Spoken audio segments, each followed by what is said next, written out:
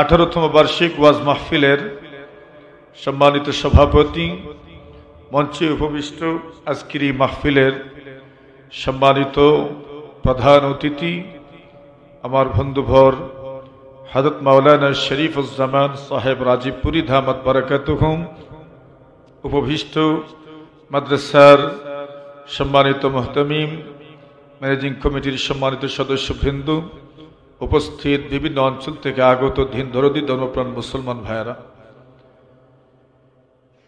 এখানে মুহতারাম অতিথি উপস্থিত। আমি দুটি কথা বলবো। প্রথম নম্বর কথা, এই পৃথিবীর সার নির্যাস মুহাম্মদুর রাসূলুল্লাহ সাল্লাল্লাহু আলাইহি ওয়াসাল্লাম, আল্লাহ তাআলা যার আলোচনাকে সমুন্নত করেছেন, যেখানেই আল্লাহর নাম উচ্চারিত হয় সেখানে রাসূলের নামও উচ্চারিত হয়। 5 ওয়াক্ত নামাজে আজান হয়, মুয়াজ্জিন আশহাদু আল্লা ইলাহা ইল্লাল্লাহর পরেই কি বলে?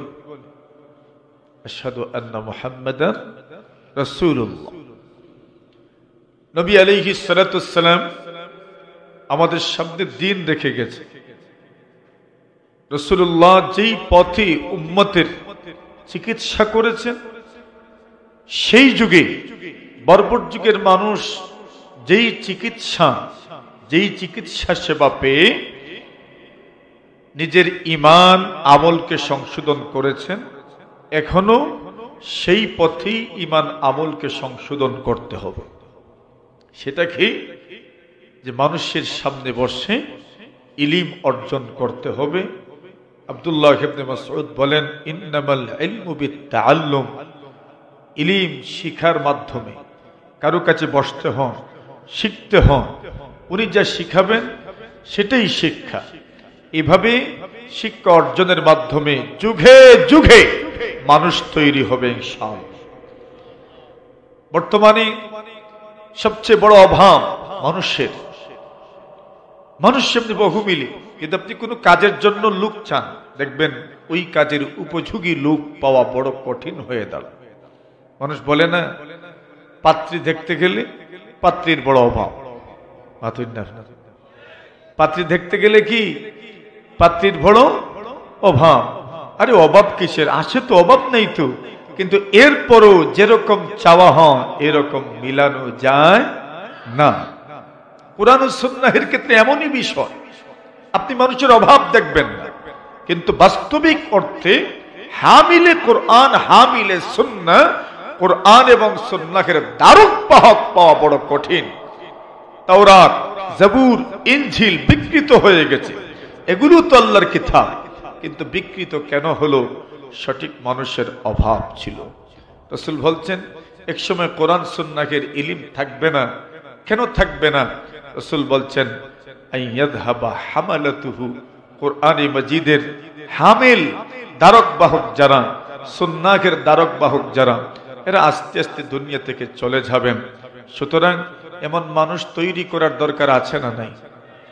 করিমপুর আল মদিনা ইসলামী একাডেমি সেই দায়িত্বটাই আঞ্জাম দিচ্ছে, বলেন আলহামদুলিল্লাহ। আজকে এখানে কি দেখলেন? 3 জন ছাত্রের মাথায় দস্তারে ফজিলত, মানে সম্মানের পাগড়ি পরিধান করিয়ে দেওয়া হলো। এটা শুধু একটা পাগড়ি নয়, একটা কাপড়ের টুকরা নয়, যেন তাদেরকে আমরা আমাদের ব্র্যান্ড অ্যাম্বাসেডর হিসাবে সমাজে প্রেরণ করলাম। কোরআন সুন্নাহের দিকে মানুষকে ডাকো, কোরআন সুন্নাহের পথে মানুষকে আহ্বান করো। এই ছাত্রগুলো শুধু এদের মা বাবার জন্য নয়, উস্তাদদের জন্য নয়, এই এলাকার মানুষের জন্য নাজাতের ওসিলা হবে ইনশাআল্লাহ। হুফাজে 7 জন পরীক্ষা দিবেন, উইফাকুল মাদারিসিল আরবিয়ায় 10 জন ছাত্র পরীক্ষা দিবেন, বলেন আলহামদুলিল্লাহ। আপনারা কি মনে করছেন এই 10 জন ছাত্র আল মদিনা থেকেই পরীক্ষা দিচ্ছে না, যেন এরা এই করিমপুর বাসীর জন্য নাজাতের ওসিলা? আল্লাহকে কি দেখাবেন? কি দেখাবেন? আল্লাহ তো প্রশ্ন করবেন, কি নিয়ে এসেছেন আমার সামনে? ওই দিন বলবো আল্লাহ পাক তেমন তো কিছু নিয়ে আসতে পারিনি। তবে আমাদের এখানে আমাদের এলাকায় চষে বেরিয়েছে হাফিজে কোরআনরা, আমরা তাদেরকে দেখেছি, মহব্বত করেছি। আপনি মাদ্রাসায় সহযোগিতা করতে পারেন আর না পারেন, এই ছাত্রগুলোকে দেখার পরে যদি দেখেন অন্তরে একটা প্রশান্তি অনুভূত হচ্ছে, যদি দেখেন ভালো লাগছে, আপনি তাকে দেখে একটু শ্রদ্ধা করেন, স্নেহ করেন, মমতা করেন, একটা সালাম দেন। কমপক্ষে আপনার তৌফিক যতটুকু আছে আপনি তার সাথে হাল পুরসি করেন, কেমন আছেন, ভালো আছেন, আপনার অবস্থা কি, বাড়িতে গিয়েছিলেন, বাস মহব্বতের জন্য এগুলো জিজ্ঞাসা করেন। কাল কিয়ামতের দিন এটাও ইনশাআল্লাহ আপনার কাজে আসবে। পারবেন? বলেন। আরে আমাদের তৌফিক কি বা আছে, আমাদের তৌফিক কি বা আছে, আমরা কি বা করতে পারবো? আপনি 10,000 টাকা দিলেন তো কি হইল? 10,000 টাকায় কি মাদ্রাসা চলে? আপনি 20,000 টাকা দিলেন তো কি হইল? 20,000 টাকায় কি মাদ্রাসা চলে? আপনি 50,000 টাকাই দিলেন তো কি হইল? 50,000 টাকায় মাদ্রাসা চলে? মাদ্রাসার বাজেট যদি পেশ করা হয়, এই বছর কত লক্ষ টাকা খরচ হয়েছে আপনি কি হিসাব করতে পারবেন? তো এর অর্থ কি? এর অর্থ হলো আমি আমার তৌফিক মতো শরীক হচ্ছি।